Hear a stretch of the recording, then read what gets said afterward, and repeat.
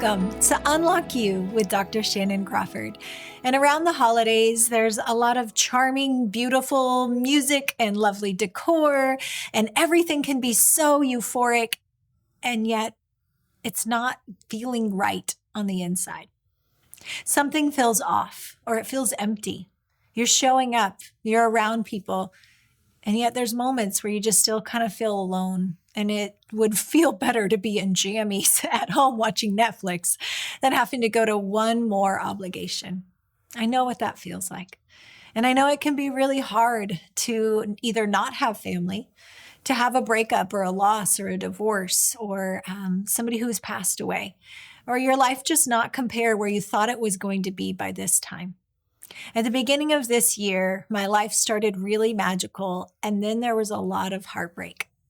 And like many of you, we just keep trudging through. And I kept reassuring myself, probably by the end of this year, it's going to look better. And a lot of things got better, and some things got really not better. Can you relate? Are there moments in your life that you're like, I am so looking forward to this, and then it doesn't happen, or somebody leaves? And you're banking on that looking a certain way, feeling a certain way. And there's something about the holidays that it can just bring up all the hopes, anticipation, all the Hallmark movie type commercial and all the things get wrapped up, and it can really hit some of those emotional spaces. Recently, if you follow any of our social media, you are aware that I adopted this most perfect puppy the world has ever seen. He's a Cavapoo. And he looks like a golden doodle, and he is like perfect incarnate. Doodle Babies, Texas, as a shout out. I don't benefit from telling you that, but literally the best puppy in the world. So it's Christmas time. It was actually Thanksgiving. So I was like, oh my gosh, I have all these hormones, all these like movies that I'm watching, family time. And in full transparency, I don't have the family I thought I would have by this time in my life and my career. And there's a lot of heartache and disappointment to just waiting on dreams that are deferred. That God made me a promise over 10 years ago. And he said, stop looking back at what isn't and start thanking me for the man who is your husband. And so I did with diligence. And then time kept passing. And somehow the holidays can each year kind of represent another milestone, another year of waiting on a promise, waiting on something that hasn't been fulfilled, or watching your life crumble if something, whether a bankruptcy or a divorce or a loss or something, just kind of fell out from underneath. And so without realizing it, I knew what I was doing, but I'll get to the part that I didn't realize. I impulsively went and bought a very expensive pedigree fancy puppy. I've never had a puppy. I've never had an indoor dog. I've never had a human child. I have no idea the level of responsibility you parents do. I'm so impressed. The irony is I'm an anointed therapist. I can help you with your marriage and your parenting because that's what God has anointed me to do. But in real life, I don't know about you, there may be things you're good at, but it doesn't mean it always translates into your personal life. So I bring home said puppy, perfect puppy. And the moment that the dog got home, I could feel this perfectionism and control. Now, on the outside, I try to be pretty self-aware, so I don't think it's translating a lot on the outside, although it probably was. On the inside, I'm like, oh my gosh, I don't know. Guys, I didn't even have a crate or I don't know what to do with the puppy. I thought it was just going to live in my bed and we would go to work and we would take it everywhere. And it's small, so I'll fly with it and sneak it into church and all the things. And so I found out the world's actually not as built around dog owners as I thought it was in my fantasy of how life is supposed to be versus real life. So I bring the dog home. There is no sleeping. Every 2 seconds, the dog is moving and barking and growling and chewing something or something else. So I'm putting it here, doing all that. And what I didn't know 2 weeks in, after not sleeping, I also had changed my medication. So I'm on thyroid medication, affects hormones. I had started progesterone because somebody, not a doctor, told me that I should. And so I did. If you don't know, progesterone is amazing unless it's not prescribed and it really affects your hormones. So all of that, right? And then I had a lot of transition unexpected at work happening. So there was like loss and hard conversations and painful things. All will be good, right? Normally, I don't know about you. There's times that you have more resilience than other times. And then you're like, dear God, what is happening to my life? Like normally, any one of these isolated, I would be fine. But the multitude of things that happen in a 2-week period, really like 2.5 weeks. And my dad's like, what has happened to you? Like my friends are like concerned because this situation is not happening. And I'm still showing up and going to therapy. And in your life, you're still showing up. Loving your family, going to work, being there for everyone else, getting your chores, your assignments, your responsibilities done. I see you. I know what it's like to give and pour out and it be very lopsided. That a lot of life that we show up and we do the right thing and we're responsible, and yet it's exhausting. Do you know there's actually a Bible verse that you get weary in well-doing, that you could be doing the right thing. You're not doing anything wrong, and yet you're getting weary. Your soul is tired. And by the end of the year, we've run out of fumes, our own strength. We are tired. And now the holidays, the euphoria, the magic of what Christmas is supposed to be, the idyllic version. And yet it's Thursday, it's Friday, it's Monday. We're just living our lives. And the lackluster contrast really can breed discontentment. And so I realized what I didn't at first. You guys, this is very funny. I was reached out by the news network out of the blue, and they said, would you do an interview on the psychology of emotional spending? And I was like, you've got to be kidding, because I'm pretty sure that very expensive puppy was emotional spending. So the irony that I'm literally in the middle of this 2-week period where everything bad that could happen was going wrong. I'm sleep deprived. My hormones are out of whack. I'm still going to work. I have work stuff and people and transitions and people like, it's just life is happening. And I'm still having to love and serve and do the right thing and be gracious when it's hard. And I know that you know what that feels like, translated in your life. In that moment when I realized that was totally emotional spending, I wanted to create this euphoric, I have a family and a dog represents a family. And so when I realized, no, actually this puppy doesn't fulfill that. And in your life, maybe your career, it doesn't fulfill something that you were hoping that it would. Or that ministry or that relationship that you were hoping you could put this person into this place and it would fulfill the gap, the empty space, that things of the past. And so you know what happens is when the fantasy fades and you realize, oh, yet again, this thing that I had hoped would fulfill something, it doesn't. And in that, now there's this chamber of emotion that can surface. So in this Christmas season, if you find that you're more grumpy, irritable, sad, annoyed, depressed, anxious, struggling with sleep, I want you to know that you're normal. I want you to know there is nothing wrong with you. I want you to know that you could know all the right answers in theory, and you could love the Lord, and you could be a good person, and you could be a mentor and a pastor and a leader and a CEO for everybody else, and yet you're still human.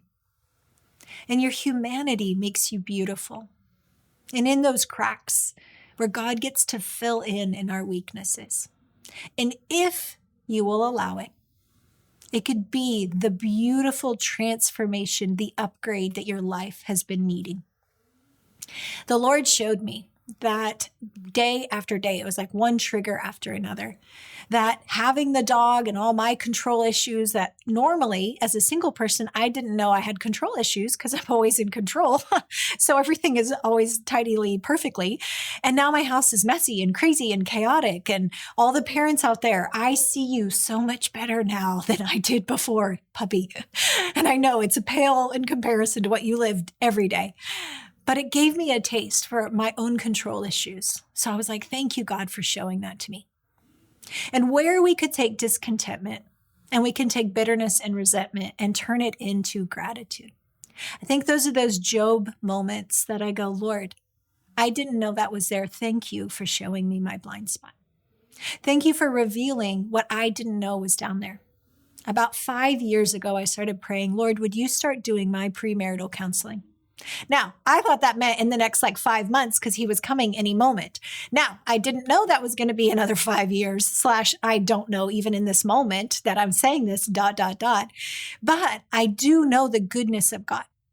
I know that when the Lord made a promise to you, when your heart resonated, you may not have had audible words in your head, but the goodness of God, he will keep his promise, even though it looks so far off.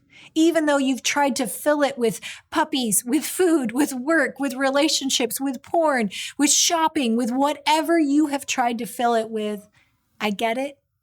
And it's empty unless it's the very thing that God is wanting to give you at the right time when we're ready to steward it. Not that we need to be perfect, because I don't believe that. But I do think there's prevention when we partner with the Lord and we ask him, Lord, would you prepare me?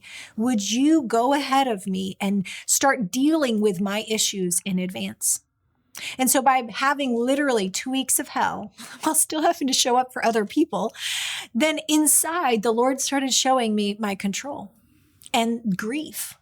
That sometimes a delay in a promise, that there's just pain when it just doesn't happen for a really long time. And a delay doesn't mean denial, but it still means grief. And then he started showing me big pockets of grief of missing my mom. That some of us, we think that the grief is over. We're not thinking about it consciously, but there's these little memories, little anniversaries that can come back. And we can try to fill in with busyness and distraction and other things instead of just letting ourselves grieve. That there's areas in our life that we're not doing the regular maintenance. We stay busy all year long. And I see it for a lot of my clients, myself included, that now the holidays come, we put all this expectation on the season. And then all of our stuff also comes up at the same time because the dam is full. And if we haven't been doing regular maintenance, because we didn't know it was even down there until it gets triggered, now all of a sudden those triggers start to hit around the holidays. And a trigger doesn't have a label, right? It could just be wanting to stay in bed, wanting to isolate, wanting to overdrink, overeat, overmedicate, over whatever, stay so busy that you never go home and you crash at the end of the year because you haven't slept because you're trying to attend every party and never be alone with yourself. I don't know what your version is. But I know that the more that we do the regular maintenance and we let these trials produce beautiful results, that's far greater than any trial that we thought could bring. That there's something God is working inside of you and me. And if we allow him, if we give him permission, he can turn beauty from ashes. And so I started to pray about the puppy, that I wanted to keep him. He is my ideal dog. Still to this day, I love this dog. I named him Moses David Crawford, by the way, in case you're curious. And I prayed about it and I felt like it's not fair for him, as busy and gone as I am, traveling, speaking, writing, doing the things. That's not fair that he has to live in a crate his whole life by himself as a single puppy. And so I've started to see in my mind's eye little kids, like 3 kids playing with him. And that was a really big decision because it, again, loss, even though it's symbolic, it represents other losses, other disappointments, other breakups, other grief and transitions and adjustments. So it was literally like every area of my life, I could feel loss. And I won't go into all the details on this podcast, but it was literally like if the enemy was trying to hit every single raw nerve one day after another. And I don't know if you've had a season like that. And it was longer than 2 weeks, just the intense part, you know what I mean? Where it was like one day after another, one trigger after another. And I'm like, I don't even feel like hope. Like it was one of the second or third times in my life that I'm like, Lord, you could take me home. Like, I'm kind of a weakling over here. I know there were people eaten by lions back in the day. They are way stronger. People were like stoned to death. This one, you mess with my emotions and my hormones at the same time. And I'm kind of a pansy, a lightweight. But in all seriousness, I was like, I don't know about this life. Like, I'm not suicidal, but I'm not a big fan right now. And you may have even had those thoughts. And I want you to know it doesn't mean that this life has no hope. It probably means there's a trigger. And that means there's a conversation that needs to happen. That can be in therapy. At Crawford Clinics, we have phenomenal therapists. That can be with a life coach. That can be with a pastor, a best friend.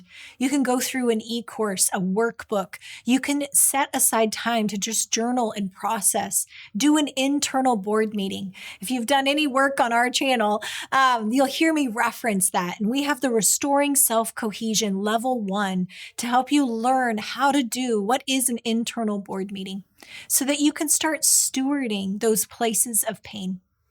And at the end of this season, I give this dog to a family with 3 children. Well, I think I did. The breeder people said, we're handing them to a family with children.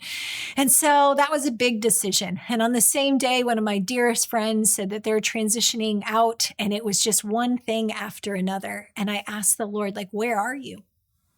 I don't understand where you're good in this. And he started to show me a wildfire. And a fire, as much as we try to control them, fire actually kills off what's dead, what is choking life. That when there's too much underbrush, the animals can't feed. That the sunlight can't get to the new little foundlings of little plants. I don't even know if I said that word right. That there's life that needs to happen. And fire, whatever is burned up, and Shannon, what comes out of you in the trial reveals what's already down there. There may be trials you're walking through. And the more you choose to be elegant, to turn the other cheek, to be responsible instead of self-indulgent or self-pity, or give in to depression and staying in sweats instead of taking care of your children or doing responsible adult things. We all may need pockets of that. But to continue to get up and live your life and do the right thing, to go to therapy, to be responsible, to take care of your soul, so that at the end of it, you get to come forth as pure gold.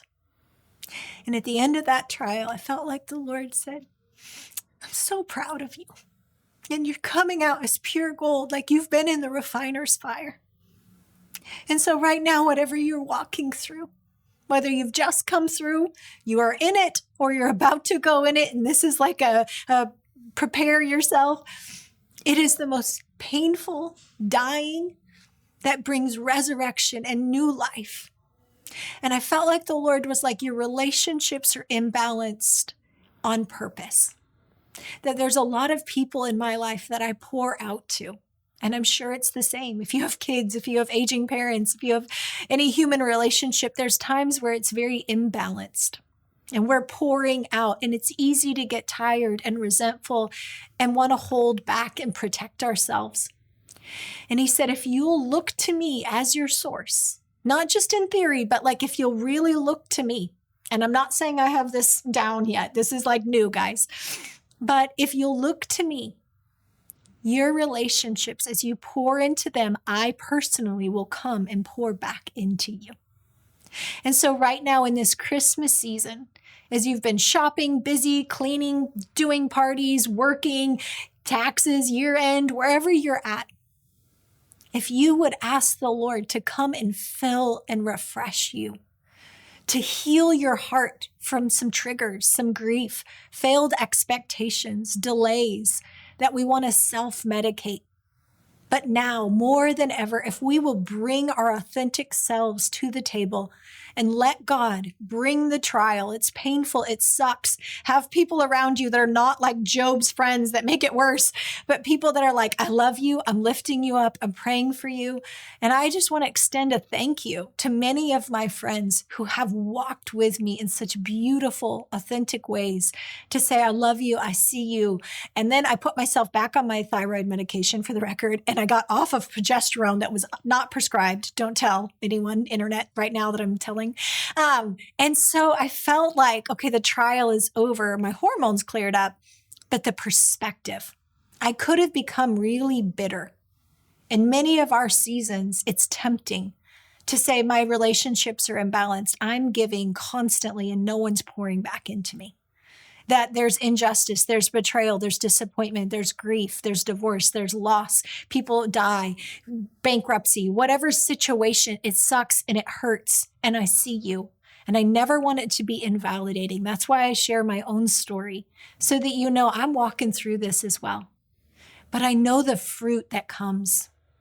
I know the groundedness that happens on the inside, that I feel my roots going deeper. I feel fortified, not perfect. I'm still going to be human, and so are you. But there's beauty that comes from those ashes. The fire burns up what needs to be dealt with anyway. And then we reframe our perspective, that we can become bitter and resentful, or I can start looking to my true source, that I can knowingly know I am pouring more into others than at some seasons they're able to pour back into me. And I choose that. Not as a martyr, not as a codependent, but because it's an investment into people. And as I invest into God's people, then He pours back into us. And I bless you this Christmas season to know that you are loved. You are normal. You're not broken. You're not crazy.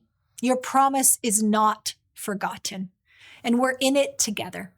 In the Unlock You community, we want you to plug in, to be a part of this tribe, to have a voice and a seat at the table. We have incubator groups that we're preparing to launch. We have the Unlock You podcast. We have e-courses. If you'll go to the e-learning page on drshannoncrawford.com. We're going to have all kinds of other things coming out. So get plugged in. We want to link arms with you. No one is perfect here. We're all muddling through the best we can, but I believe there's victory coming for you. I believe that as you sit down, you process, you learn the restoring self-cohesion method, that you can actually start doing the work and experiencing the fruitfulness and enjoy the Christmas season. So at the end of that trial, like Job, I'm a little dramatic, okay? Job's was way worse. But in my head, my experience was real, just like yours is real to you. At the end of that, my joy has increased. My peace and confidence and the assuredness that God is good, even though I went through a terrible trial and nothing actually positive changed. Like, I don't magically have a husband and a family and a dog and, the picket fence. Like, none of those things actually change that I want. It's not that our external changes. It's that your internal gets fortified, strengthened. The fire purges things so that new life, new hope, new joy gets to blossom inside of you. I bless you. I honor you. I pray that no matter when you listen to this in whatever year, season, that you would know you are being fought for, that God has angels literally fighting on your behalf for your promise, for your joy, for your healing, for your deliverance.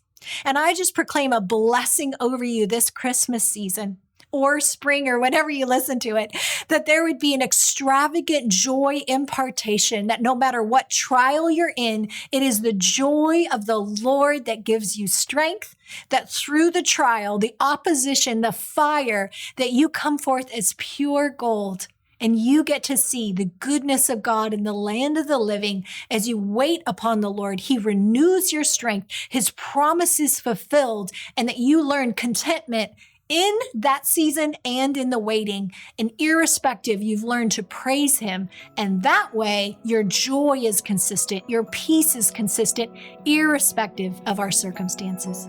I love you guys. Merry Christmas.